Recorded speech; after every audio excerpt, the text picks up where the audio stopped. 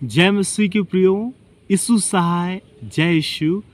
मेरे प्रियो, क्रूस की जो कथा है वो नाश होने वालों के लिए मूर्खता है और कुछ के लिए ठोकर का विषय है। ऐसा मैं क्यों कह रहा हूँ कि कुछ के लिए ठोकर का विषय है और कुछ के लिए मूर्खता का विषय। ये मैं नहीं कह रहा, ऐसा पौलुस ने पहला कुरिन्थ 1 अध्याय का 18 वचन में कहा है, जहाँ उसने ये कहा है, क्योंकि क्रूस की कथा नाश होने वालों के लिए मूर्खता है, परंतु हम उद्धार पाने वालों के लिए परमेश्वर की सामर्थ है। क्रूस की कथा नाश होने वालों के लिए मूर्खता है। ये अन्य जातियों के संदर्भ में उसने ये कहा है कि अन्य जातियों की दृष्टि में क्रूस की कथा मूर्खता की बातें। और वचन 23 में हम पढ़ते हैं, परंतु हम तो उस क्रूस पर चढ़ाए हुए मसीह का प्रचार करते हैं, जो यहूदियों के लिए ठोकर का कारण और अन्य जातियों के लिए मूर्खता है। तो दो लोगों के लिए क्रूस का जो कथा है भिन्न है। यहूदियों के लिए ठोकर का कारण है और अन्य जातियों के लिए मूर्खता का विषय है। तो अन्य जातियों के लिए क्रूस की जो कथा है वो क्यों मूर्खता का ये बातें, इसका पीछे मेरे प्रियो उनका मानवीय दृष्टिकोण है।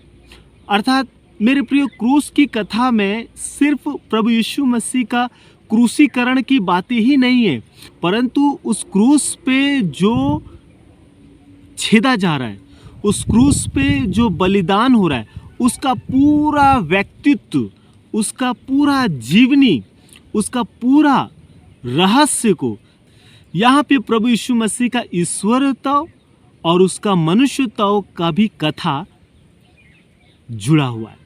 जब एक अन्य जातियों को ये बताया जाता है कि प्रभु यीशु मसीह वो देहधारी परमेश्वर है, अर्थात जब यूहन्ना रचित सुसमाचार 1 अध्याय का वचन 1 में हमें क्या पढ़ने मिलता है, आदि में वचन था और वचन परमेश्वर के साथ था और वचन ही परमेश्वर था। तो एक वचन हमें ये बताता है कि आदि में, अर्थात वो उत्पत्ति में हमें लेके जाता है कि वहाँ पे आदि में वचन था और वचन परमेश्वर के साथ था और वचन ही परमेश्वर था। और वचन 14 में हम देखते हैं, और वचन देहधारी हुआ, अर्थात वही परमेश्वर जो उत्पत्ति में हम देखते हैं, वो परमेश्वर मनुष्य बनकर इस दुनिया में आया, अर्थात वो देहधारी परमेश्वर, अर्थात यीशु मसीह मनुष्य बनकर इस संसार में आया और वो इस्राएल में, और वो इस्राएलियों के बीच में, और वो इस्राएलियों के मध्य आया, वो अपने लोगों के मध्य आया, लेकिन उसके अपनों ने उसे स्वीकार नहीं किया और वो रोमियों के द्वारा वो मृत्यु दंड उसे दिया गया। तो ये सारी बातें एक अन्य जातियों के लिए मूर्खता की बातें होगी कि तुम कैसे एक मसीहा के बारे में या उद्धारकर्ता के बारे में तुम हमें बता रहे हो, जो अपने ही लोगों के मध्य वो सताया गया, अपने ही लोगों के मध्य वो अप्रिय जाना गया, उसके अपनों ने उसे ग्रहण नहीं किया और रोमियो के द्वारा वो दुख पाया और उसे क्रूस पे चढ़ा दिया गया, और तुम कह रहे हो कि वो उद्धारकर्ता, सृष्टिकर्ता और वो मुक्तिदाता है। तो ये उन्हें मूर्खता की बातें उनके दृष्टि में प्रतीत हो रहा है। परंतु मेरे प्रियो, यहाँ पे बहुत सारा रहस्य है। क्यों? क्योंकि वे यीशु मसीह के इस पूरे व्यक्तित्व का, उसके पूरे ईश्वरत्व का और उसके मनुष्यत्व को वे समझ नहीं पाए। तो पौलुस अपने पत्रियों में और अपने सेवकाई में वो पूरा समझाता है कि किस प्रकार से यीशु मसीह वो देहधारी परमेश्वर है, वो किस प्रकार से हमारा उद्धार करता है और किस प्रकार से वो हमारे पापों के लिए वो दुख उठाया। और यहाँ पे प्रभु यीशु मसीह का कुंवारी से जन्म के संदर्भ में भी बहुत महत्वपूर्ण विषय आता है कि वो पवित्र आत्मा के द्वारा माता मरियम के गर्भ में आया। और यीशु मसीह पवित्र है, वो निष्पाप है और वो पवित्र है। ये सारी चीज़ें यहाँ पे जुड़ी हुई है।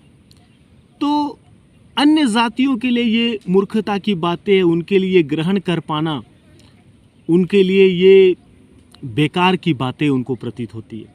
पहली शताब्दी में प्रेरितों ने प्रभु यीशु मसीह के पूरे जीवनी को उन्होंने लोगों को सुनाया, उसकी जीवनी का कथा को भी लोगों को सुनाया कि यीशु मसीह पवित्र आत्मा के द्वारा माता मरियम के गर्भ में आया, अर्थात वो पवित्र है, वो निष्कलंक है, वो निष्पाप है और वो परमेश्वर मनुष्य बनकर हमारे पापों का उद्धार के लिए वो आया। और यीशु नाम का अर्थ ही यही है कि वह अपने लोगों का उनके पापों से उद्धार करेगा, अर्थात उसका नाम इमानुएल रखना, जिसका अर्थ है कि परमेश्वर हमारे साथ। अर्थात मेरे प्रिय, परमेश्वर मनुष्य बनकर इस दुनिया में आया। इस कथा को प्रेरित अन्य जातियों को भी सुनाया करते थे। और मेरे प्रियो, कुछ के लिए ये मूर्खता की बातें उनको प्रतीत हुई, परंतु हम प्रेरितों के जीवन में देखते हैं कि उनके द्वारा जो आश्चर्य कर्म हुआ, उनके द्वारा जो चिन्ह और चमत्कार हुआ, जब प्रेरितों के द्वारा मुर्दे जिलाए जाते थे, प्रेरितों के द्वारा रोगियों को चंगाई मिलता था, प्रेरितों के द्वारा बड़े बड़े परमेश्वर का सामर्थ का कार्य होता था, तो उन सामर्थ का कार्य मेरे प्रियो, एक उनके बातों को, उन सामर्थ के काम के द्वारा उनके कथनों में उन्हें परमेश्वर की ओर से समर्थन मिलता था। और लोग इन बातों को देख के उनके कथाओं पर विश्वास भी करते थे कि जब प्रेरितों के द्वारा चिन्ह और चमत्कार और सामर्थ का कार्य होता था, तब मेरे प्रियो, लोग उन सुसमाचार पर भी विश्वास करते थे और उन कथनों पे भी विश्वास करते थे। परंतु ये रहा कि क्रूस की कथा नाश होने वालों के लिए मूर्खता की बातें हैं, उनके लिए ये बेकार की बातें उनको प्रतीत हुआ। परंतु प्रेरितों ने उन्हें समझाया भी, प्रेरितों ने उन्हें सिखाया भी कि क्रूस की कथा कैसे हमें हमारे पापों से बचाता है। यीशु मसीह हमें हमारे पापों से छुड़ाने आया, हमें पापों से बचाने आया, हमारे पापों के लिए बलिदान होने आया और हमारे पापों के लिए वो क्रूस पर बलिदान हुआ। मेरे प्रियो, यहूदियों के संदर्भ में क्रूस की कथा उनके लिए ठोकर का कारण है, क्योंकि वे यीशु मसीह को अपना मसीहा के रूप में स्वीकार नहीं किए। पुराने नियम में हम एक प्रतिज्ञात मसीह राजा का हम भविष्यवाणी को पढ़ते हैं, है ना। हम उत्पत्ति में ही हम आदम और हव्वा के पाप के बाद, है ना, जब वे पाप में गिर गए, वहीं पे परमेश्वर ने एक प्रतिज्ञा किया, एक छुड़ाने वाले के रूप में, एक उद्धारकर्ता का वहाँ पे प्रतिज्ञा को भी हम देखते हैं, है ना। इस स्त्री का वंश तेरे सिर को कुचलेगा और तू उसके एड़ी को डसेगा। मेरे प्रियो, गलाती 4:4 में लिखा है, परंतु जब समय पूरा हुआ तो परमेश्वर ने अपने पुत्र को भेजा जो स्त्री से जन्मा और व्यवस्था के अधीन उत्पन्न हुआ। अर्थात यीशु मसीह जब इस संसार में आया तो मेरे प्रियो, जब समय पूरा हुआ, मेरे प्रियो, उद्धारकर्ता का इस संसार में आने के लिए परमेश्वर ने एक समय को नियुक्त कर रखा था कि उस नियुक्त समय में ही वो मनुष्य बनकर आया। और मेरे प्रियो, जब प्रभु यीशु मसीह संसार में आया तो यहूदी और शास्त्री फरीसी यीशु मसीह के जन्म को भी उन्होंने करीब से देखा था कि माता मरियम कुंवारी थी और यीशु मसीह कुंवारी से जन्म लिया। तो कई बार उन्होंने इस जन्म का उन्होंने क्या किया, निंदा भी किया। परंतु प्रभु यीशु मसीह पवित्र आत्मा के द्वारा माता मरियम के गर्भ में आया और उन्होंने बचपन से यीशु का जीवन को उन्होंने देखा और यीशु मसीह के वक्तव्य, यीशु मसीह का प्रवचन जब वे सुनते थे और उनके हाथों से अद्भुत कार्य, चिन्ह और चमत्कार को देखते थे, तो कई बार उनके पास वे आए और उन्होंने उनसे पूछा, यदि तू मसीह है तो कह दे हमसे कि हम और दूसरों का आस ना देखेंगे। तो प्रभु यीशु मसीह अपने चेलों के सामने ये प्रकट करता गया, अपने चेलों को ये बताता गया कि वही प्रतिज्ञात मसीह राजा है। और मेरे प्रियो, हम क्रूस के समय में भी देखते हैं कि शास्त्री और फरीसी यीशु मसीह के क्रूस के समय ये कहते, यदि तू परमेश्वर का पुत्र मसीह है तो क्रूस पर से उतर आ कि हम देख के तुझ पर विश्वास करें। तो मेरे प्रियो, यहाँ पे वे लोग शारीरिक दृष्टिकोण को मसीह के प्रति रखे थे। मेरे प्रियो, यहूदी शास्त्री और फरीसी जो व्यवस्था के जानकार थे, वे प्रभु यीशु मसीह के प्रति, ये एक मसीहा के प्रति, उनका मसीहा घोड़े पे सवार होके आएगा, तलवार के साथ आएगा और उनको रोमी साम्राज्य से छुड़ाएगा और उनका एक अपना राज्य होगा और उनका एक अपना राजा होगा। और इस प्रकार का वे दृष्टिकोण यीशु मसीह अपने मसीह के प्रति रखे थे।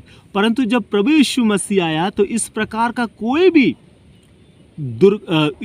भी घटना को वे लोग नहीं देखे।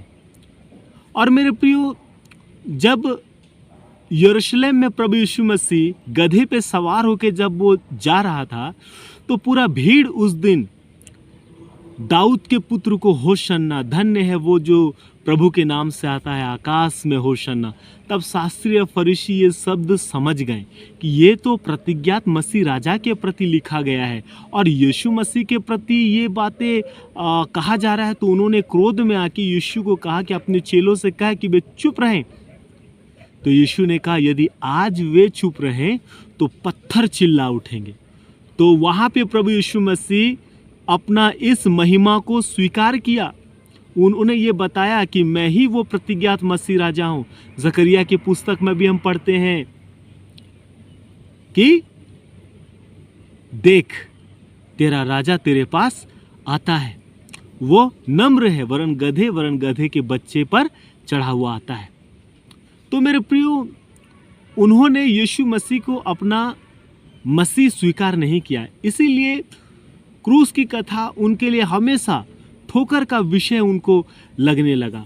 और जब यीशु मसीह बलिदान हुआ और गाड़ा गया तो वहाँ पे भी हम देखते हैं कि जो शास्त्री और फरीसी हैं वो पिलातुस से निवेदन किए कि कब्र का पहरा देने के लिए कहे, क्योंकि उसने कहा था कि वो तीसरे दिन मुर्दों में से जी उठेगा। तो यहाँ पे भी देखिए इनका मन में कितना कठोरता है इनके जीवन में।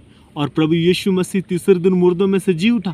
जब यीशु मसीह मुर्दों में से जी उठा तब मेरे प्रियो हम देखते हैं कि उन पहरुओं को वो लोगों ने क्या किया, समझाया और उनको रुपयों भी दिया कि अपना मुंह बंद रखे, हम लोगों को समझा लेंगे मेरे प्रियो। और बाद में बहुत सारे इस्राएली, बहुत सारे मसीही यीशु मसीह को, बहुत सारे यहूदी इस्राएली यीशु को अपना मसीहा के रूप में स्वीकार किए। जब प्रेरितों ने, हम प्रेरितों के काम में 2 अध्याय में देखते हैं, जब प्रेरित प्रचार किए तब बहुत सारे लोगों को जब उन्होंने समझाया कि ये परमेश्वर का ठहराया हुआ योजना था कि मसीह इस प्रकार से दुख उठाएगा और वो तीसरे दिन मुर्दों में से जी उठेगा, उसको परमेश्वर ने ऐसे पूरा किया। और जब वो सुसमाचार सुनाने लगा यीशु मसीह के उस उस यीशु मसीह की उस कथा को, क्रूस की कथा को जब वो लोगों को सुनाने लगे तो लोगों का हृदय छिद गया, वे पश्चातापी हुए और उन्होंने प्रेरितों से कहा कि हम उद्धार पाने के लिए क्या करें। तब प्रेरितों ने कहा कि यीशु के नाम से बपतिस्मा लो तो तुम उद्धार पाओगे।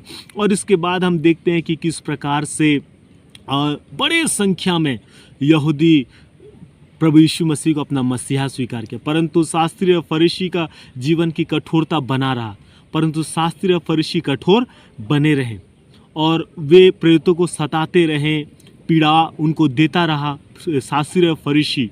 ठीक है, तो कई बार ये शास्त्री और फरीसी के संदर्भ में भी हम समझ सकते हैं कि शास्त्री और फरीसी के लिए क्रूस की कथा ठोकर का विषय रहा, परंतु बहुत सारे यहूदी यीशु मसीह को अपना मसीहा स्वीकार किया।